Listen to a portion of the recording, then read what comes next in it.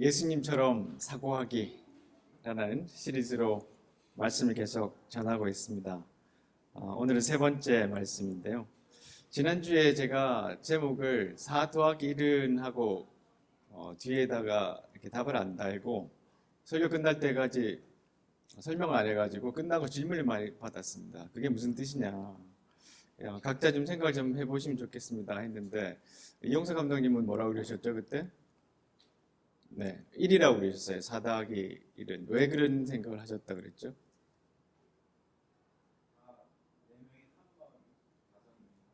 그러니까 친구 4명이 이렇게 한 명의 중국 영자 친구를 데리고 와서 예수님 앞에 놓을 때 그들이 모두 한 마음이 되고 세상도 치유가 되고 이제 이런 해석 맞습니다. 그런 이제 생각으로 좀 말씀을 준비했는데, 오늘은 공식이 좀 까다롭습니다. 이게 도대체 뭐냐?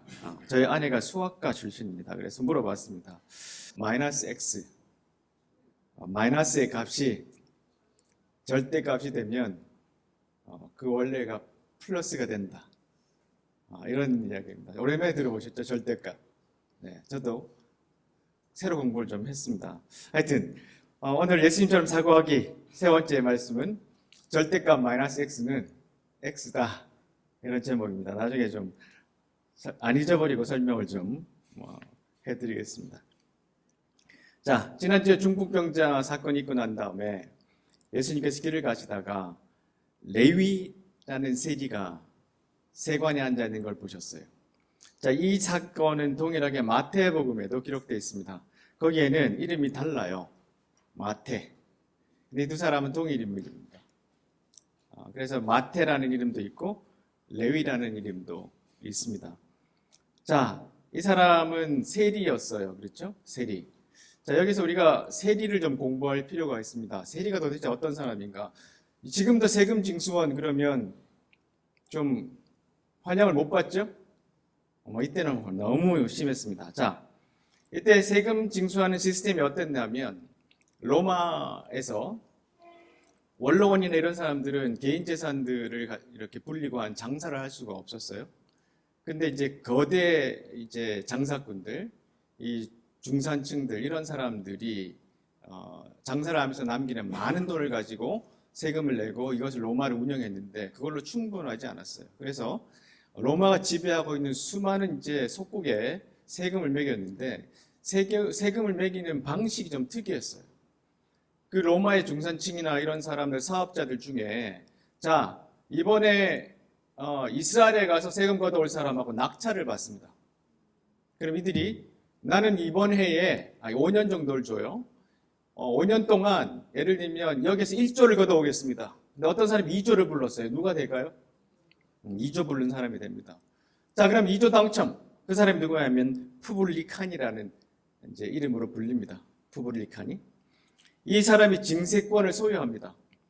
그래서 그 나라에 가거나 자기의 부하들을 파견해서 거기에 있는 노예나 하층 계급 사람들을 고용해서 세금 징수원을 삼아요. 보세요. 노예나 하층 계급 사람들이에요. 이 사람들이 신약 성경에 나오는 세리, 세관원, 오늘 나오는 레위, 마태입니다. 자, 이 사람들이 다른 모든 공납금도 거두는데, 보세요. 도급으로 막 징수했어요. 자, 어떤 세관원, 여러분 세관원 중에도 세리들도 팀이 있는데, 삭개오 같은 사람은 팀장이에요. 이런 사람을 하나 접촉한 다음에, 자, 너는 이번에 이 동네에서 한 해에 5억을 걷어라. 네, 하고 그 사람이 5억을 징수하는 것을 받아요. 자, 그러면 이 사람이 공납금도 받고 이렇게 하는데 세율이 굉장히 무거웠어요. 사치품의 경우는 12.5%. 이것만 있는 게 아니라 항구세, 통행세, 길 가는데 도로세, 도시세 어마어마하게 많았어요. 그러니까 이 사람들이, 온순한 주민들은 세금 때문에 정말로 힘든 거예요. 근데 보세요. 길 가는데 행상인들이 가는 다리마다 지금 그림 보이시나요? 이 조각? 세리들이 중간에 딱 버티고 서갖고 있다가 지나가면 보따리까지 다 뒤졌어요. 그러니까 이 세리들의 명성이 어떻겠습니까? 아주 혐오의 대상, 싫어하는 사람들이었죠. 특별히 이 돈을 걷어서 이제 외국에 갖다 바치니까 랍비라든가 종교인들한테는 더 아주 혐오의 대상이 되었던 사람이에요. 이 사람이 바로 오늘 우리의 주인공 레위입니다.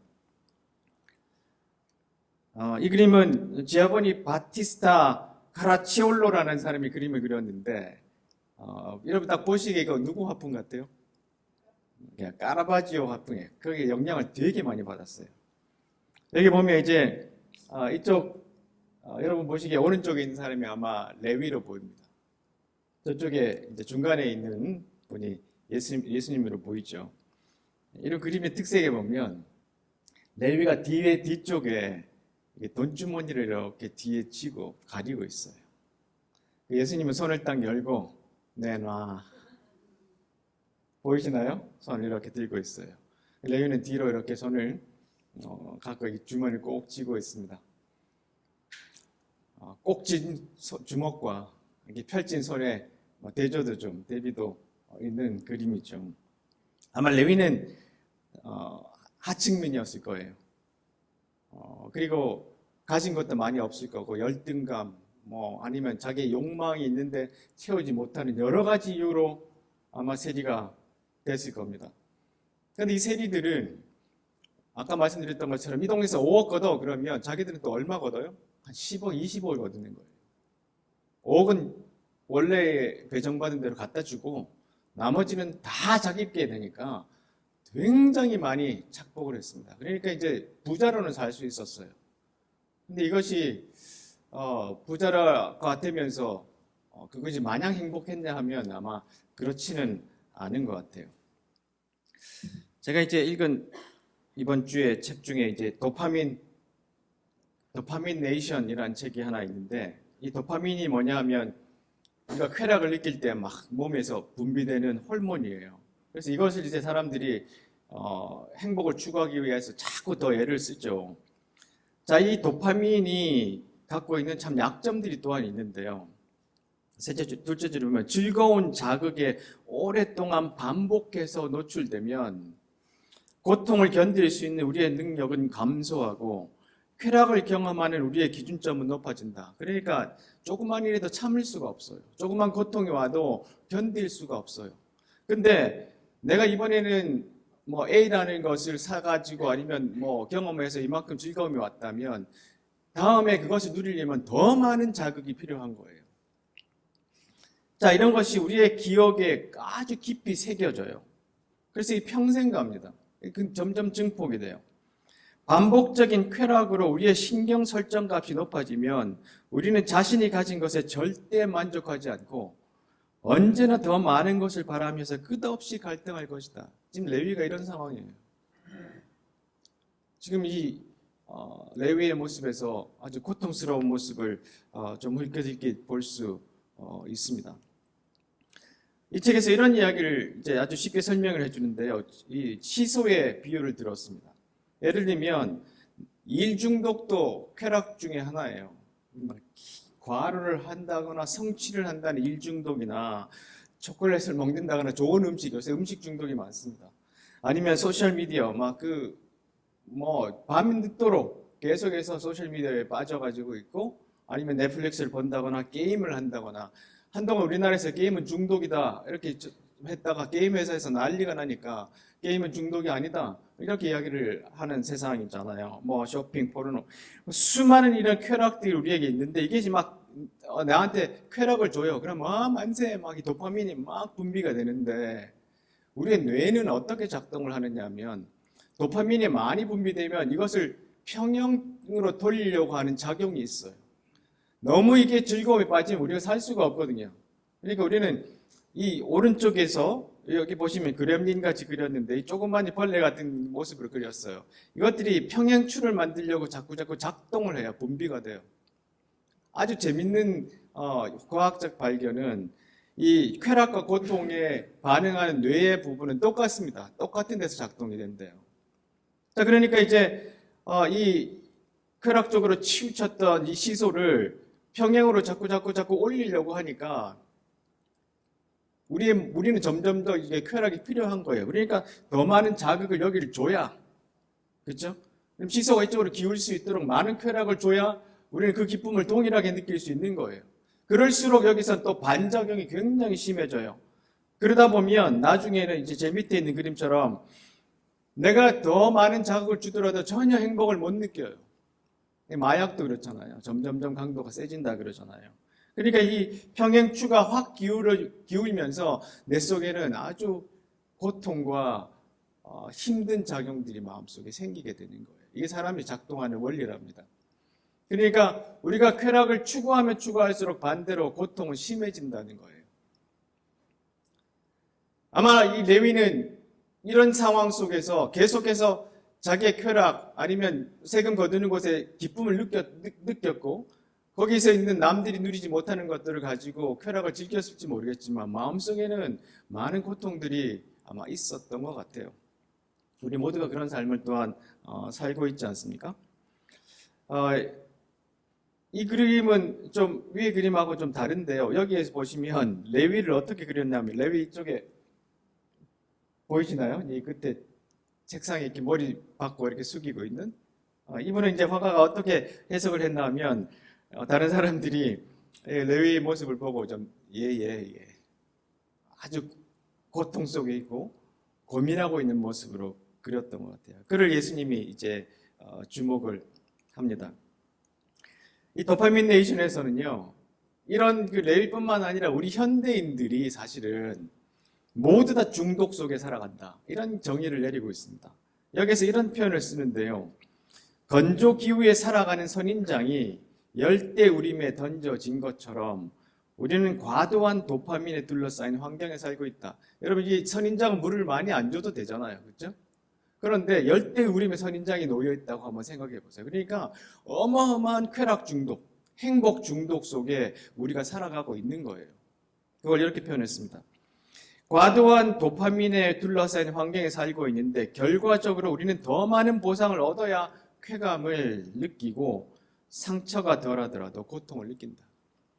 요즘은 사방에서 도파민이 넘쳐나고 우리는 즉각적인 만족에 길들여져 있다. 우리는 뭔가를 곰곰이 생각해서 알아내거나 답을 찾는 동안 좌절하거나 자신이 바라는 걸 기다려야 하는 습관을 잃고 있다. 점점점 조급해지는 거예요. 그러니까 우리가 길에 가보면 얼마나 많은 분노들이 쉽게 노출되는 것을 발견할 수 있습니까? 자, 개인적으로도 이렇게 중독사회, 개인적으로도 이런 고통 속에 있지만 나라도 그럴 수 있습니다. 자, 중독의 시대라는 책에 보면 이 강수돌이라는 분과 홀거 자기 스승인 것 같아 하이데거라는 분이 공저를 했는데 한국을 이렇게 정의했습니다. 대한민국은 포스트 트라우마 중독 사회다. 이 트라우마라는 것은 어떤 큰 사건, 불행들이 있고 난 다음에 우리 속에 깊이 남는 상처들이잖아요. 포스트 트라우마 중독 사회인데 이게 어떤 표현이냐 하면 우리 한국 사회가 일제 시대부터 시작해서 6.25 아니면 수많은 사건들을 통해서 우리에게 어마어마한 트라우마가 생겼다는 거예요. 특별히 IMF 이후에 우리 한국 사람에게는 정말로 깊이 새겨진 트라우마가 생겼대요. 그래서 우리에게는 이 두려움이 생겼어요. 잘 못 살면 어떡하나. 이 중독은 이렇게 두려움을 통해서 생긴답니다. 그래서 원래의 두려움이나 괴로움은 결코 극복되지 않고 자꾸 중독이 더 심해져요. 요컨대 사람들이 내면의 두려움에 대해 참기 어려운 느낌을 갖게 되면서 무의식적으로 방어 기제에 기대게 되는데 이것이 뭐냐면 내 아이가 잘못 살면 어떡하나, 내 아이가 좋은 대학 못 가면 어떡하나 두려움이 생기면 그 아이를 학원에 막 집어넣고 계속 뺑뺑이를 돌려요. 이렇게 이런 경쟁의 중독 사회 속에 우리가 빠져 있습니다. 우리나라의 가장 힘든 부분이 바로 이런 무한 경쟁들이 우리 안에 있는 거예요. 그래서 옆에 있는 아이도 친구가 아니라 적이 되는 이런 시대에 살고 있습니다. 그러니까 사람들은 자신의 노동력의 가치를 자아 정체성의 핵심이라고 생각하고 그 노동력의 가치를 높이기 위해 공부 중독이나 일 중독에도 빠진다는 거예요. 그러니까 누군가가 공부 중독이나 일 중독에 빠지면 부모, 교사, 이웃들, 친지가 모두 기뻐해요. 이거는 슬퍼해야 될 일인데 공부 중독에 빠진데 이것을 기뻐하고 즐거워하고 축하해줘요. 좋은 점수와 높은 성과로 사회적 인정을 받고 나아가 그 노동력 가치에 상응하는 명예나 권력까지 누릴 수 있기 때문이다. 이 나라가 이렇게 작동되고 있어서 우리를 트라우마 중독 사회라고 보고 있는 거예요. 엄청난 경쟁들이 우리 속에 계속 있어요. 그러니까 우리 나라 전체도 이런 중독이 있으니까 그 속에 살아가는 우리 개인들이 얼마나 힘든가요? 젊은이들이 또 얼마나 더 힘들고 점점점 노인의 빈곤도 더 커져가죠. 이런 세상에 우리가 살고 있습니다. 자, 이럴 때에 예수님께서 이 레위를 찾아오셨던 거예요. 자, 이 레위가 살고 있던 시대에도 그랬지만 예수님을 이제 보던 그 바리새인들이나 율법학자들은 되게 예수님을 비난했습니다. 그렇죠? 말씀을 좀 보면 예수님께서 이제 레위를 보고 나를 따르라 한 다음에 레위가 집으로 예수님을 초대했습니다. 얼마나 부자였겠어요. 그러니까 큰 잔치를 벌인 다음에 지 친구들 다 부른 거예요. 야, 세리 A, B, C, D, E 다 와. 내가 이런 분을 만났어. 근데 사람들이 먹고 마시고 있는데 바리새파 사람들과 율법학자들이 예수님과 제자들을 비방합니다. 왜 당신들은 세리들과 죄인들과 맨날 먹고 마십니까? 기도 안 하고 왜 율법 안 지키고 왜 이 죄인들과 놀고 있습니까? 라고 또 비방을 했어요.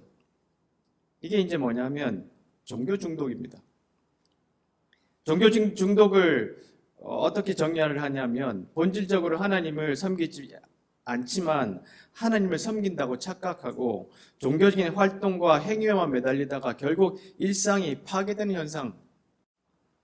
예수님께서 이 세리들을 구하기 위해서 오셔서 이들을 불러놓고 그들과 함께 잔치를 벌이시고 먹고 마시고 하는 이유가 목적이 술 취하고 방탕하려고 하시는 게 아니잖아요. 그렇죠?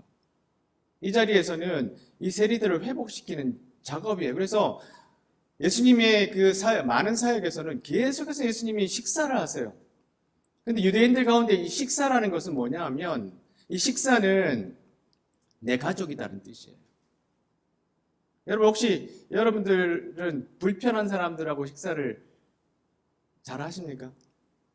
제가 아내한테 물어보니까 나는 누구라도 밥 먹을 수 있어. 그런 사람도 있습니다. 근데 저는 소화가 안 됩니다.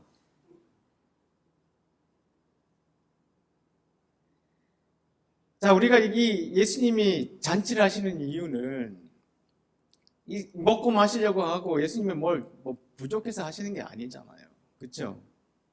이 죄인들을 불러 모아서 그들의 이야기를 듣고 그들의 고통과 상처를 보고 그들을 회복시키는 일들을 하시는데 이 예수님의 사역 가운데는 이 먹고 마시는 일이 굉장히 중요했습니다.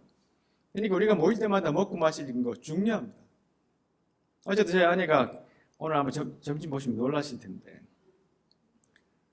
음식을 준비하는 이유가 뭐냐면 이게 정말로 중요해요.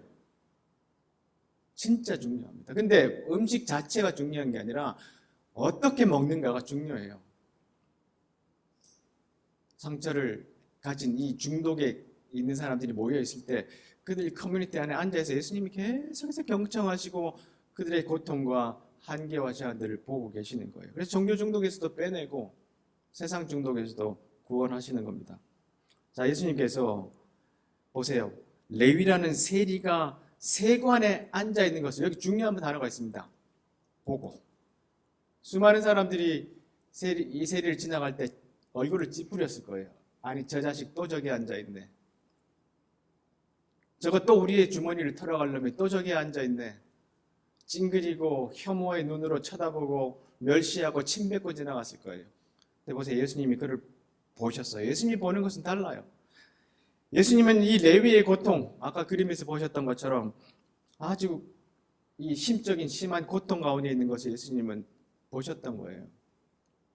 또한 레위의 한계를 보셨어요. 레위가 지금 갖고 있는 그 주위의 환경이나 이런 것 때문에 레위가 자기가 갖고 있는 이 존재의 소중함이나 포텐셜, 가능성을 전혀 발휘할 수 없다는 것을 예수님이 보셨던 거예요. 근데 여러분 이 레위가 누군지 아세요? 마태복음 저자입니다. 평생을 이 세관으로 사람들 돈이나 뜯어먹고 있다가 죽을 사람을 예수님이 그를 보시고 나를 따르라 하시니까 이 사람이 누가 됐습니까? 사복음서의 첫 번째에 나오는 마태복음의 저자가 됐어요. 예수님이 보시는 건 우리가 다르다는 거예요. 그가 비록 세리로 찌질하게 저기 앉아서 사람의 돈을 뜯고 있는 것처럼 보이지만 예수님 지나가시면서 그의 고통도 보시고 그의 한계도 보시고 그의 존재의 소중함도 보시고 그의 가능성도 보셨어요. 그리고 하신 다음에 나를 따르라. 예수님 우리에게 말합니다. 나를 따라라. 근데 레위 보세요. 그 자리에서 벌떡 일어났습니다. 주저주저 하지 않았어요. 아까 그 그림에서 이렇게 돈 안 놓고 있는 그런 모습이 아니라 예수님이 나를 따라라 할 때 자기 자리에서 벌떡 일어나고 보세요. 모든 것을 버려두고 예수를 따랐습니다. 그가 아마 예수님을 따르지 않았으면 평생 그렇게 돈이나 뜯고 있으면서 평생을 살았겠죠. 뭐 부자가 됐을지는 모르겠습니다만. 그러나 예수님을 따른 다음에 그의 삶은 완전히 달라졌어요. 그러니까 우리가 예수님처럼 생각하는 지금 사고학이라는 말씀을 지금 듣고 있잖아요. 우리는 사람들이 지나가는 모습을 보면 쉽게 판단하고 어떤 상황인지 깊이 들여다보기 전에 그냥 혐오의 눈으로 볼 수도 있습니다. 우리가 예수님의 눈처럼 보는 것이 참으로 중요하다는 거죠. 바리새인들과 율법학자들 보세요. 왜 죄인들과 함께 모여서 먹고 마시느냐? 표면적으로 드러나는 일만 보았어요. 예수님은 깊이 들여다보셨어요. 우리에게는 이런 이제 기다림과 또 인내가 필요합니다. 쉽게 판단하거나 쉽게 결론을 짓지 않는 것이 우리에게 정말로 필요합니다. 자, 보세요. 요한복음 10장 10절에 보시면 내가 온 것은 양들로 참되고 영원한 생명을 얻게 하고, 여기 보세요. 그들이 꿈꾸던 것보다 더 나은 삶을 얻게 하려는 것이다. 이 메시지 성경인데요. 다른 번역에는 그들의 풍성한 삶을 살게 하려고. 유진 피터슨 목사님 이걸 이렇게 번역했어요. 그들이 꿈꾸던 것보다 더 나은 삶을.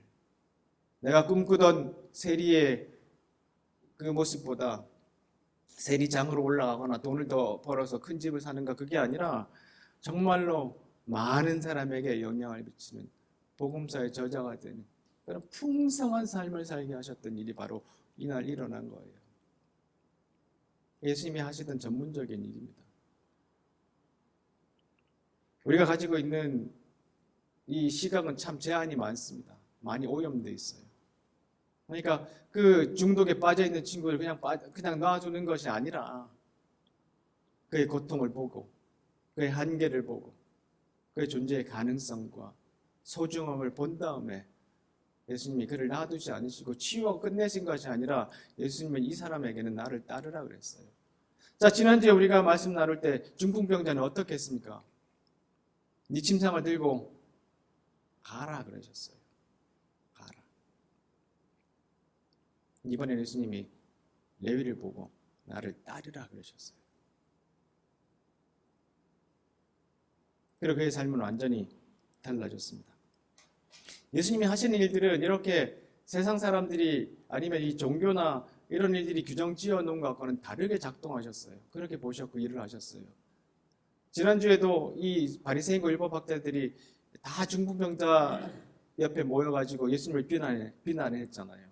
왜 네 죄가 사함 받았다 그러느냐? 그 당시에 죄를 사함을 받으려면 특정한 절기, 6월절이나 그런 절기 때 누가 대제사장이 하는 큰 종교의식에 가서 양을 잡거나 비둘기를 잡거나 어떤 의식을 다 치른 다음에, 그리고 그 대제사장이 선언하는 그 죄사함 받았다라는 이야기를 듣고 나중에 돌아와서 또 일주일이나 한 달 동안 자기의 의식을 치른 다음에 내가 죄사함 받았구나, 이런 형식들이 있었어요. 예수님 그러지 않았어요. 그 자리에서 어떻게? 지금 죄사함 받았다. 근데 죄라는 것은 내 직접 지은 이 개인의 죄라는 것이 아니라고 말씀드렸어요. 사회가 갖고 있는 이 시스템, 중독 사회, 이 속에서 우리가 살아가고 있는데 예수님 우리 한 사람 한 사람을 어떻게 구원하시냐? 우리를 구원하실 때도 바로 이 레위처럼 한 사람 한 사람의 소중함을 보셨던 거예요. 그런데 아쉽게도 우리는 지금도 여전히 중독에 되어 살고 있습니다. 기독교인이 되었는데도 많은 것에 중독이 돼 있어요. 세상 사람들하고 별로 다르지 않게 중독되어 살아가는 기독교인들이 너무너무 많습니다. 그러니까 우리가 안 변하고요. 우리가 안 자라는 거예요. 왜냐하면 나를 따르라 해도 이 레위가 뒤에 주머니에 이렇게 돈 든 주머니를 쥐고 있는 것처럼 우리는 그렇게 따라가고 있어요. 갈라디아서에 보시면 형제들이여 하나님께서 여러분을 부르셔서 자유인이 되게 하셨습니다. 그러나 그 자유를 육체의 욕망을 채우는 기회로 삼지 말고 사랑으로 서로 섬기십시오. 내 개인의 욕망을 채우기 위한 삶으로 이것을 이용하지 말고 우리를 부르셔서 자유케 해주신 그 주님을 따라 예수님이 하신 것처럼 사람의 한계와 고통과 존재의 가치들을 보고 그들의 가능성을 인도해주는 사람이 되라, 그렇게 말씀하시고요. 또한 23절에 온유와 절제, 과도하게 계속해서 쾌락을 쫓아가는 것이 아니라 온유와 절제가 필요합니다. 그래서 예수께서 속한 사람은 자기 육체를 정욕과 욕망과 함께 십자가에 못 박았습니다. 우리가 성령으로 새 생명을 얻었으므로 성령을 따라 살아가야 합니다. 세상 사람들과 너무 비슷하게 살려고 그러지 말고 다른 생각, 다른 사고방식, 다른 삶을 취하는 우리의 그리스도인을 따라가는 모습이 되기를 간절히 바랍니다. 아멘.